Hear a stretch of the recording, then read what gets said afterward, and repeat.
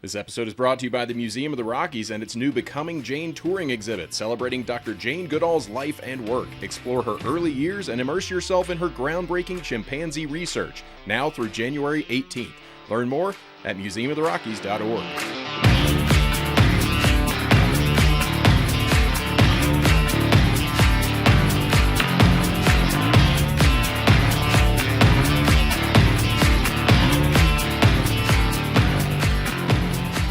If you've ever leafed through a National Geographic, you have seen this gentleman's work. This is Tom Mangelsen. He's a renowned wildlife photographer known for his stunning images of nature and wildlife, especially in the American West and Alaska.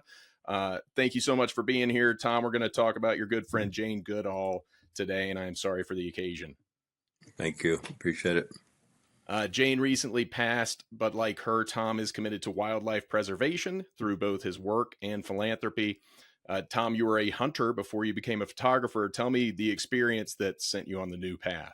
Yeah, I grew up in Nebraska along the Platte River. My dad was an avid duck and goose pheasant hunter, as were my brothers, and we spent all the time we possibly could out hunting birds, and we didn't hunt any big game.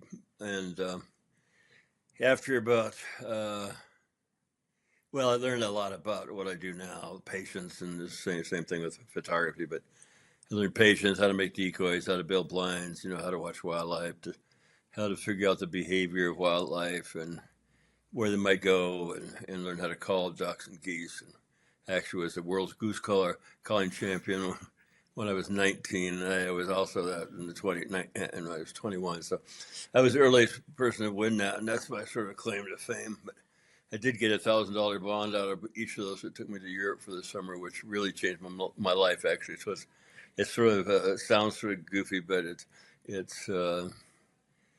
hitchhiking around Europe is definitely an experience everybody should have when they're 19 or 20 years old, and so that was important in a way. But I grew out of hunting and killing things, and we ate everything that we shot, and we picked up every feather off of it, and we were sporting as possible. Although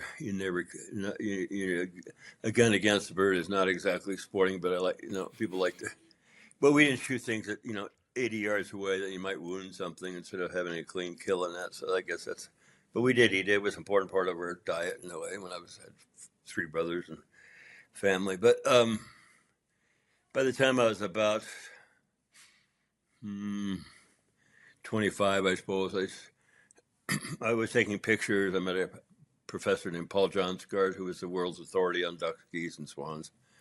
And he took me under his wing as a graduate student, and mostly because I had a cabin on the Platte River, I think, and he wanted to spend time in the Platte River because since he was the world's authority on ducks and geese, there's 10 million geese come through there and 600,000 sandhill crane in the springtime in March.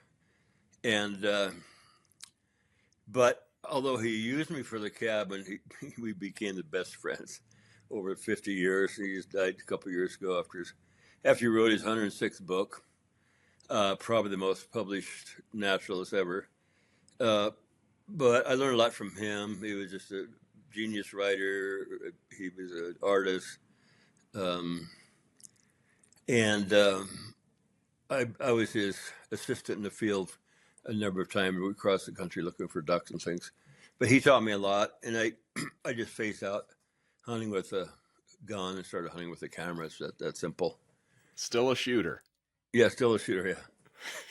Yeah. Tell me about sort of your routine when you're trying to get that magic shot. How much time are you willing to put in? When I'm trying to get pictures, it depends on what it is. I mean, sometimes you're just driving along and you see something, the sun's setting on a rock or an animal, or like you went out yesterday morning I was expecting to go about 20 miles to find elk. They're now in Jackson Hole, they're bugling and they're mating and everything. And I drove out of my yard, and about 20 yards down the road, there was a big bull elk in the fog with about 20 cows. So I only had to go like 20 yards from my house. And I spent basically an hour photographing the bull elk. He was bugling and herding up his cows, and and there's another younger bull in the distance bugling back at him. And so I shot some of the best stuff on elk that I've ever shot, and it took me an hour out of my back door. So, but I've been going into Teton Park and the Snake River, about 35 miles from my house, for probably 25 years, trying to get elk crossing the Snake River in the morning in the fog with the Tetons in the background. And I walked up the river numerous times to figure out where the elk were crossing the river. And then I would sit in the willows and wait for them to cross, although there might be 5 places. So they might only cross in 2 or 1. And so your odds are, 20% or something. But I've done that 100 times, and I still never got a good picture. Well, I've got some nice pictures. And I did get serendipitously a great picture, I would say. It's one of my favorites, 399 crossing in the fog in the same place, which I wasn't expecting. So that was the benefit of spending time out there when sometimes you just serendipitous and you get lucky. And so that was a bonus. But, 100 times or whatever, it's a hell of a lot of time. And I still haven't got the picture I want, but I should have gone out this morning, actually, because it snowed last night in the high country, and it was beautiful. And I should have gone, but I didn't. And but anyway, tomorrow morning, I'll go out tomorrow morning and see if it happens tomorrow. I appreciate your dedication to your craft. You're sitting there for hours waiting for a magic moment. What do you bring snacks? Are you afraid the animals are going to smell it? Do you take bathroom breaks? What you got hours there? No, I take snacks and water and whatever. I don't carry bacon and stuff in my pack. Might attract bears or whatever, but that's more you have to worry about if you're camping and you're leaving a dirty campsite or something, and you just cooked a steak or whatever, and you're bacon, and you got it all over your clothes. But I just take power bars and that kind of thing, and a thermos of coffee, and I just enjoy being out and watching and waiting. I used to try to write. Well, I still write some field notes, but every time I find myself trying to read a book or do field notes and something in front of me happens, I just miss it. So it's kind of, you just got to pay attention when you're there. But you take naps, and if you need to go to the bathroom, you can just go off in the woods and do your job and be done, and it's not a big deal. Just like the animals you're photographing. Yeah, exactly. Speaking of field notes, let's talk about your friend Jane Goodall. How well did you know her? What made her special to you? Well, when I was younger, of course, I saw Jane Goodall specials and on National Geographic, and read about her adventures in National Geographic magazine. But I was totally the more I got into photography, the more I appreciated her husband's work and her work. Hugo van Lawick was one of the all-time great filmmakers and still photographers. And not many people actually can cross over from stills to film or vice versa. And that because it's a whole different set of mental jumps, I think. You have to, learn to do storytelling in the film, and you have to get medium shot, close up, and different angles and all that. So I started off making films in Boulder, Colorado, with a small film company, the Animal Behavior Films. And so I learned how to do that, and then I learned how to edit the films. So that was very helpful. And then I was shooting stills. I was trying to figure out which format would be was my favorite, and I went back and forth. I like both of them, and so I did both for quite a while. But anyway, I appreciated Hugo's skills at doing both, and so I was impressed with it. I'd met him a couple of times, and he was a super guy. And he was sent to by Geographic to document Jane's time in Gombe Stream National Park, and as a photographer and filmmaker, and they fell in love, and I thought that everything was, incredibly adventurous, and they were on a huge expedition, and this young woman 20 years old, early 60s, going to Gombe jungles. It was unexplored. Nobody had ever studied chimpanzees there. Everything about it was, of course, they went out into the Serengeti and made books and films about wild dogs and hyenas, and I just thought, God, wouldn't that be a great job, kind of thing. So, it was 1997. I mean, it was just in Boulder, visiting a friend that was dying of cancer, and Jane Goodall was giving a lecture, and Crosby, Stills, and Nash were playing at this lecture at University of Colorado in Boulder, and it was just a few blocks where my friend was, and I was pretty burned out from. I was staying with him. He had brain cancer, and it's hard to do that. But I took a break with my girlfriend. We went to see Crosby, Stills, and Nash. Crosby was a collector of mine, he'd always leave me tickets at places where I had galleries, which was really cool.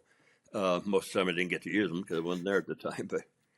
But after Jane got this Lifetime Achievement Award and gave a little lecture. And it was just a small theater, so it was very intimate.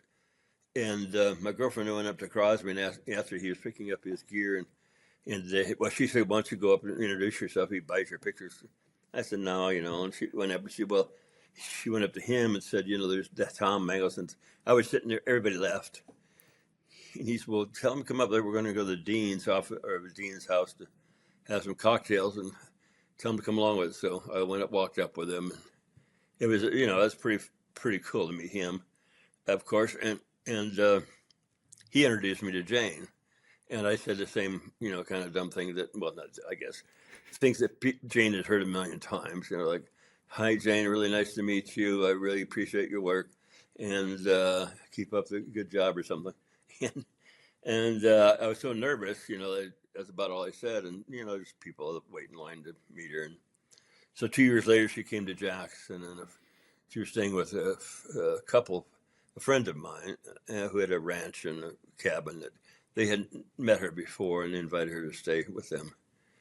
And I had a book when I knew she was coming, I gave them a book to give to her on polar bears. And she asked them if I would introduce her at the lecture she was going to give in a couple nights. And so she asked me, and I said, "Yeah, sure." And Jane had asked, she'd gone in my gallery the day before the lecture, and my assistant asked if she'd ever been to Yellowstone. And she said no. And we said, "Why don't you get Tom to take you?" And she said, "Oh, he's probably too busy." And he said, "Well, I'll take you if he doesn't." Of course, I wasn't too busy for Jane. I would have dropped anything. But the night of the lecture, I go behind the curtain, and she's sitting there in a little stool with a little light bulb. It's all dark, and she's just kind of this wee thing and writing her notes. And I was still pretty nervous, and I said, she said, "We're going to Yellowstone." I said, "Yeah, we're going to Yellowstone." "Don't tell anybody," she said, "because there's just family people in with a bunch of kids that want to go in a van. I don't want to go in a van with a whole family to Yellowstone. I want to just go with you." And I said, "Oh, no problem. Don't say anything." She just doesn't want to. So then she said, "Well, just make the introduction short, because I can tell my own story." And it's like, I had prepared this whole thing, and it was like probably 20 minutes long. Not really, but I was so relieved that I didn't have to actually introduce her. Just basically, "Here's Jane Goodall. She's great," right? But I said, I'll talk about Hugo, your husband, because I was really fan of his, so I could talk a little bit about just what I told you about Hugo and his ability to do both stills and film. And so that worked out. And then a couple of days later, I picked her up at the Moose Post Office where I live, and went off to Teton Park and then Yellowstone. And I said, "What would you like to see?" And she said, "I want to see everything." And I said, "Have you seen wolves?" "No." "Have you seen bears?" "No." And I said, "Well, if you want to see wolves, it's about a 4-hour drive, and it's pretty far, and it'll be a long day." And she says, "I don't care. As long as you get me back by 9:30 from my plane tomorrow, I'm good to go." So I thought, well, it was like 6 o'clock, in the morning, and now 9:30. That gives us a lot of time. But most of it would be in the dark. But anyway, I felt relaxed about that. Then I stopped at the Oxbow Bend, which is a famous bend in the Snake River that is always good for ducks, geese, swans. We saw we saw an osprey fishing, and she stopped and she got out her binoculars and she was looking at the osprey and it kept diving down trying to catch a fish and kept missing it. But I was getting anxious about the long day and how far we had to go. And I see Jane, I think we should get going. She just turned to me. She says, Tom, I want to see this osprey catch a fish. No. So I was just like, okay. I said, we're going to stay here as long as we want. As long as you want, we'll stay here. So he never caught a fish, but we did have to leave. Tom, I love that you would not have even met Jane if it hadn't been for the bravery of your girlfriend at the time. Tell me, maybe. Yeah. Tell me about Jane's legacy. What did you learn from her? What do you expect her legacy to be? Well, hopefully, hopefully it'll carry on for a very long time, indefinitely. She is one of the great scientists, important scientists, 20th century, 21st century. And she learned kind of the hard way about learning about animals and stuff. She said, I learned everything I needed to know from my dog Rusty about animal behavior. And I actually named one of my dogs Rusty recently after her dog. And she said, well, you can only name it Rusty 2. You can't, there's only Rusty 1. So that's good enough. So anyway, because she realized that Rusty, when she was like 7, 8 years old, and then look back on it, he taught her, everything she said she needed to know about animal behavior, which was sentience, and the dogs have intelligence, emotion, personalities. They feel fear, pain, anger, loss, whatever it might be. And that is like what that's very true in a sense of she taught us so much about not only chimpanzees, which are 98.7% of our genetics, so we're really close. So she was the one that really made the scientific community sort of rethink our relationship with other primates, like gorillas too. And she did it as an amateur, and basically in the beginning when Louis Leakey was an anthropologist and huge influence on her, hired her to go study chimps. He wanted somebody who didn't have preconceptions about this is how you study animals. There was no like can't things, but they were studying animals as if they weren't human, most researchers, and you couldn't anthropomorphize animals, like give them say traits that look how happy the dog is. It's like that's something we only have. We're only happy. Well, how stupid is that, really? Because we know the dog is happy. We know he's sad. He knows when he's pissed off or whatever. But so she named her. Well, it took her 6 months to get close enough to chimpanzees to actually study them. And then when she did find this one that she called Dr. Graybeard because he had a little thing like this, she saw him fishing in a termite mound, taking off the leaves of a stick and then poking it into a termite mound and then pulling it out and stripping off the termites into its mouth. And theoretically, that's making a tool. And so when she sent that information to Louis Leakey, he said, well, we really have to redefine man, or chimps are human, one or the other. And so that was a big story in Geographic, actually. And so because man was the tool maker. And that was one of the definitions of the difference between man and humans, or man and other animals. So that really set her aside. And he said, well, you can't be taken seriously if you don't get a PhD. So he sent her to Cambridge, and she got her PhD. She skipped her bachelor's and master's and went straight for a PhD, which is pretty rare. But I think Louis Leakey saw how smart she was and everything.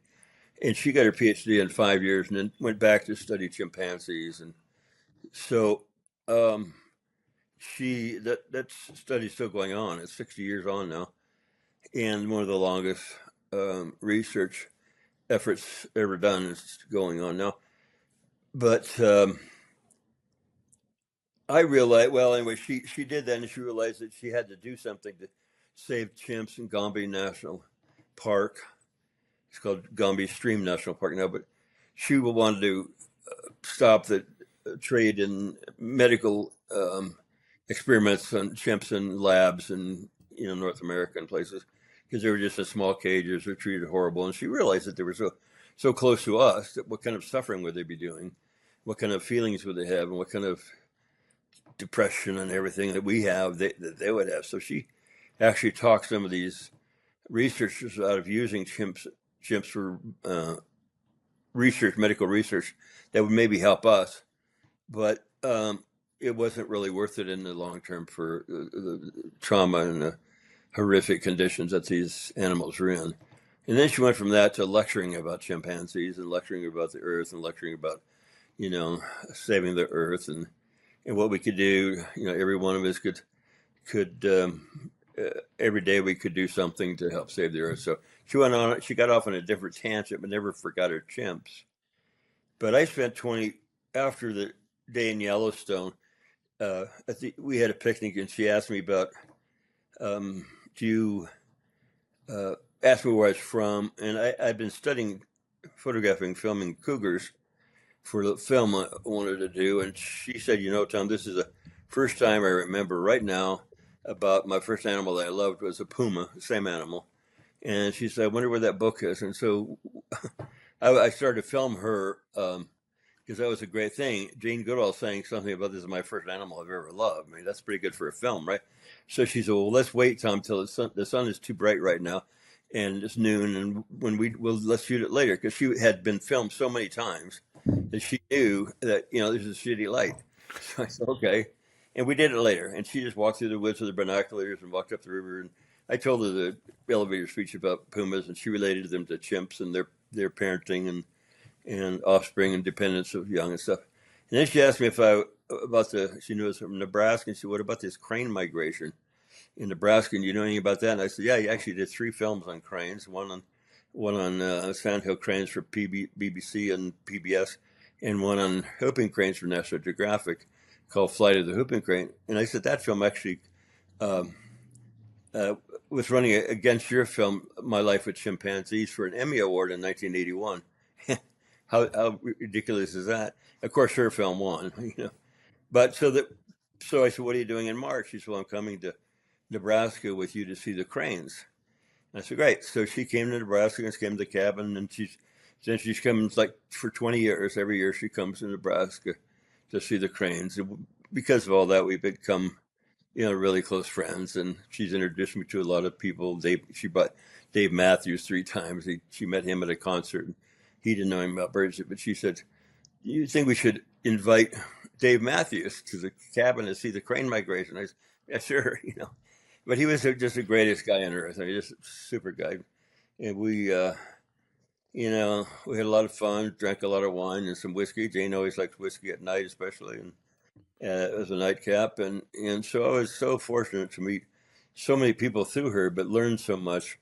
And I learned that she was a real person, as I'm sure you are, just looking at your smiling face. It's like I found out she was playful. She was a really great sense of humor. She had a great sense of humor. She liked to play jokes on people, and she was very childlike. She enjoyed just discovering things on the ground. It might be a rock that looks like something. It might be a feather, and she would wonder about what made that or what did that. And she was just like in her 80s and late 70s, and I was impressed by her interest in nature, and it hadn't gotten old for her. She just was moved by it, and it gave her, I think, a lot. The cranes in Nebraska, 600,000, 9 million snow geese. It come to the Platte for 2 or 3 weeks, and it's one of the great sights. I mean, I think I compare it to the wildebeest migration. But they came all those. she missed during COVID 3 years, maybe one other year, but pretty much 23 or 4 years that she came, and she would be kind of a respite for her. She looked forward to every year, and she just would sit out on the riverbank, and I just sometimes just leave her by herself and let her, sort of meditate, I guess. And it was it's just so fortunate that uh, I got to know her so well and learn so much and know the real Jane in a way. I mean, she has her rock star Jane, and so I learned that she had all the patience too that I have, and she said it in a 60 Minutes film that Tom has. She said, I spread the word with words and Tom spreads it with pictures or something like that. But it was a good connection in that way. And she'd say, Tom, take this picture, get that picture, you know, take that picture for me. And it was really fun. So we had a good collaboration, and it's such a loss now that I don't even know what to do about going back to Nebraska. Her assistant, Mary Lewis, who's been with her for 40 years, wants to come out this next year. And she'd been here before, so I don't know what it's going to be like being there without her. And she's been in my house. She spent a month at my house writing a book when I was in Brazil photographing jaguars. And she said as long as time she spent by herself, it's like 20 years. And that was 15 years ago. And she just had my dog Loop with her. She loves dogs. Her favorite animal are dogs, not chimps, not anything else. And so I'd always give her a dog fix when I went out to the cabin. I'd bring my dogs, and she'd have 2 dogs at least, and she'd have her dog fix. But yeah. Well, it sounds like you had a neat relationship with a very special person. You also had a neat relationship with Grizzly 399, who you mentioned earlier. She was killed in a car accident last year. If you are the paparazzi of nature, Grizzly 399 was your Princess Diana. Why was she the most famous bear in the world? Well, there hadn't been any grizzly bears in Teton Park for about 50 years, and I came here in '78, and about maybe 40 years before that, they had been extirpated, been shot off, poached. Some of the Park Service killed some of them, and I lived right on the edge of Teton Park on the southern end. One might see a grizzly bear go through the northern part of Teton Park. They'd be coming out of Yellowstone, but they never stayed. So in the sense that you can't say there weren't any grizzly bears over there, they didn't stay, they weren't resident. They moved on. So in 2006, this mother bear with 3 cubs, yearling cubs, showed up in Teton Park, and actually, 2006 she came with brand new cubs, and in 2007 she came back. But I saw her in 2006 briefly with her 3 new cubs, and in the next year she came back in the spring, and she would feed closer to the roads sometimes, and then she'd always cross roads. But she was not in a hurry to. She wasn't really afraid of people, and the 3 was that she liked being around people more than she liked being around male bears. I don't call them boars and sows, because Jane said, "Why do people call grizzly bears boars and sows? They're not pigs." And I said, "That's a good question." And she said, "I think that's stupid, don't you?" I said, "Yeah, I do." So I always tell people we call them male bears, female bears, young males, juveniles, whatever. But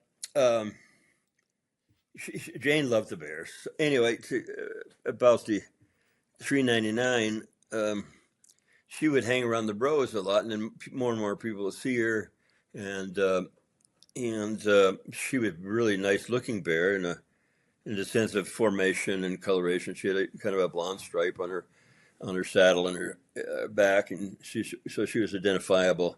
She had been trapped like 8 or 9 times before that, even before she got there. And I wasn't that keen on trapping, since so much of it was redundant and very risky, and a lot of bears die from it. Sometimes trapping is okay if you really have a good reason.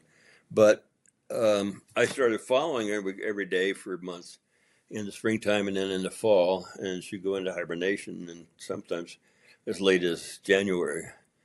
But I got more and more touched by this bear because it showed all those things that we just talked about, the sentience and the emotion and the intelligence. She would take her cubs up to the side of the road, and she would look both directions before crossing the highway.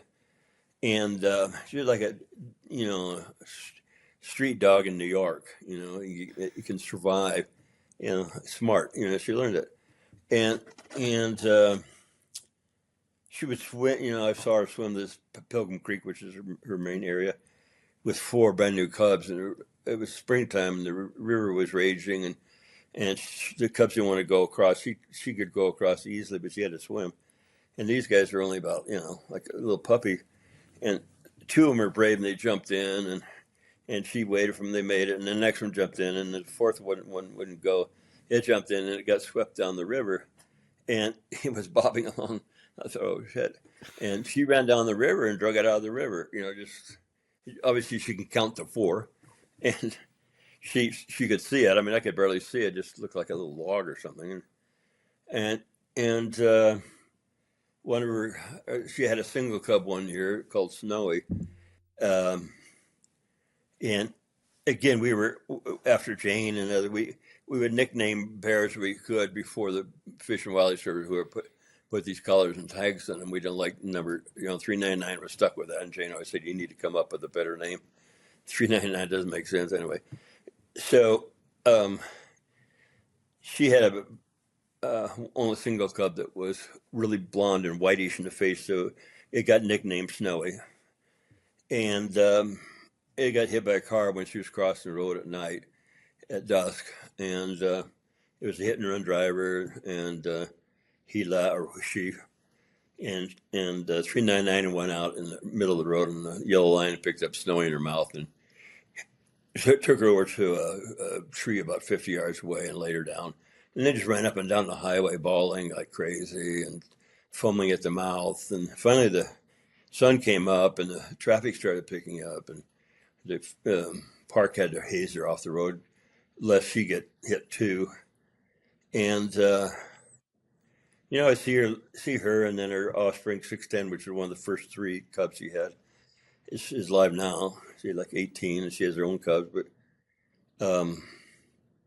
her 2 siblings, one was killed by a deer hunter, and one was euthanized by the Game and Fish for getting into cows after it had been moved into this, cattle ranch territory.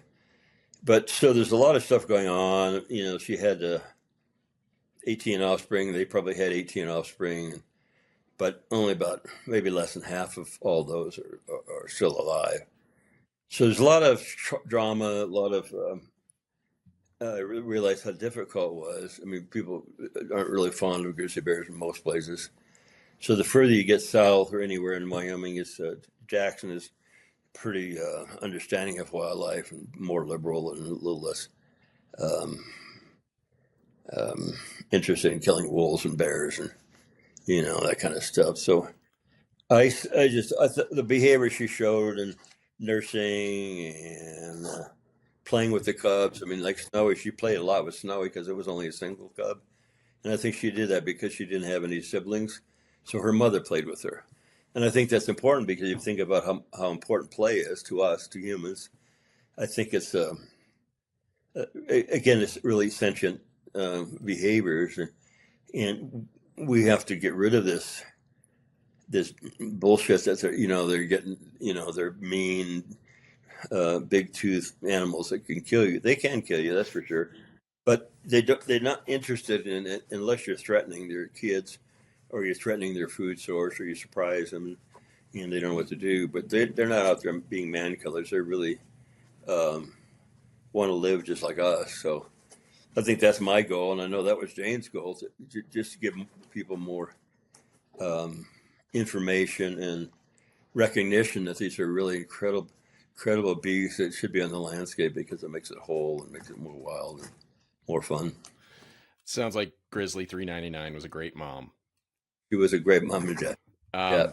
I want to let you go. I've helped you very, very long here. But before I do, I want to play a quick game with you to get us into it. Tell me, what is the best photo that you think you've ever taken? The best photo I've ever taken would be, they're probably both. Okay, one would be, it's called the Guardian. It's 399 standing up with their four cubs, and the other one would probably be a leopard in a tree called Shades of Sapphire with a white background, and kind of a graphic, more Japanese looking. Nice. All right. History is going to say that your greatest photo was catch of the day, right? Yes, yeah. All right. And so, Well, history will say that, but I don't know. and it's all subjective. Clearly, you're the Yeah, one who yeah, took the photos, so you got something to yeah. say about it. But you did take Thanks. this one in 1988, catch of the day. Some people call it the most famous wildlife photograph in the world. My wife took a very similar picture of me at the Benihana. I believe that was a tiger shrimp I was catching in my mouth. Uh, So you don't use Photoshop, okay? no. You're very Well, you have deliberate to use about Photoshop. that. You have to use Photoshop to optimize contrast and color and stuff, but that's just natural. But I don't move shit around. I'll put a fish in a bear's mouth. All right, you Yeah. don't, but I No. do, and I have manipulated this photo. Okay, and Okay. I've given my manipulations different names. You have to guess what I've done. The first manipulation is called a catch-up of the day. What do you think has happened in this photo? Oh, that's you probably have 25 fish jumping into the mouth or something. Ketchup of the day. This was the Oh, ketchup layup. of the This day. this Oh, you should call. have been the easiest one for you. No, I didn't. I didn't. I think I didn't quite hear the ketchup, but yes, Bottle of it's. ketchup. I love it. Have you ever witnessed a grizzly bear using condiments before, Tom? Never. Okay. That's a winner. I think you're going to do well with that. And if this job doesn't work out for you, I'd start doing photographs. I Perfect. think it's good. I believe that's what separates us from the animals is our use of condiments. All right. I think so. How about catcher of the day? Catcher of the day. What do you think that is? This is good. Catcher of the day. Catcher of the day. Catcher of the day. Oh, somebody catching the bear? Something Ooh, catching the bear? I like the guess. These get harder, by the way, as we go. It I know. is a baseball catcher jumping into. Can you see that?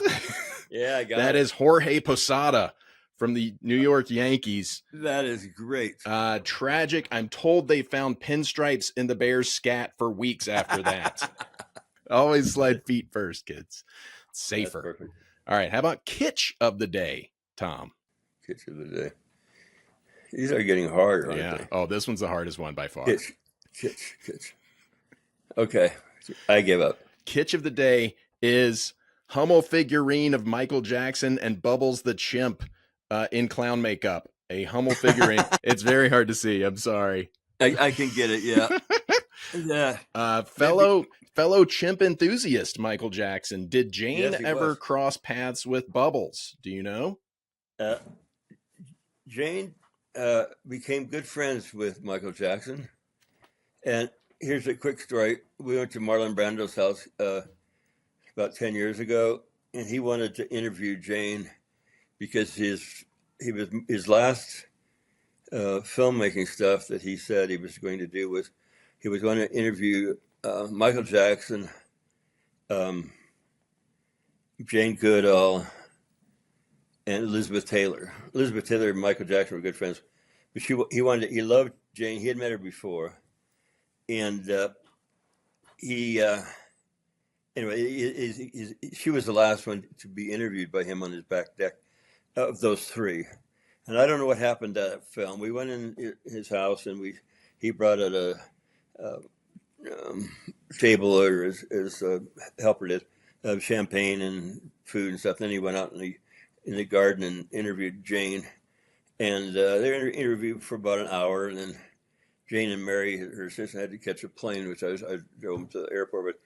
But that was one of my greatest fun experiences with her. I was sitting next to Marlon. He was pretty big by then. He was, he got heavy and big, but his voice was just exactly the same. And I just looked. I said, "God, oh my God, that's his voice. That's Marlon."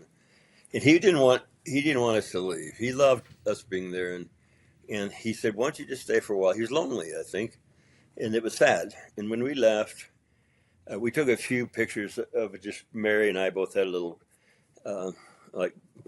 small cameras, and Mary wanted a picture. Jane wanted a picture. Of course, I wanted a little snapshot with Marlin. And then we went out and we were leaving, and he stands there, and he's almost got tears in his eyes. He's standing at the sliding glass doors, and he has his arms across, sort of like a crucifix, like Jesus. And I turned around, I looked at him, and I so wanted to take a picture of him. I just thought shouldn't do it, and I didn't. But now I wish I had. It would have been probably the last picture. And he looked like, just like big Christ, But he was so cool. He just was so cool. I just had a wonderful time with him. That's amazing. And he loved Jane. He had these big dogs. And, of course, Jane loves dogs, so they were all over her. Well, another hulking subject of yours, catch of the day, back to the grizzly bear. All right, this last one's called catch of the day. Oh, it's a whale. It is the bear catching your photo. You see that? That's the catch. It's sort of inception there. Personally, I would have waited to see if that monkey selfie picture jumped out of the water. Now that's a nature photo. Just making you feel bad now. That's good. Tom, thank you so much for being here. My Tom Mangelsen, legendary nature photographer and close friends with Jane Goodall. It was so great talking to you. I really appreciate your time. My pleasure. I appreciate you. You take care. All right.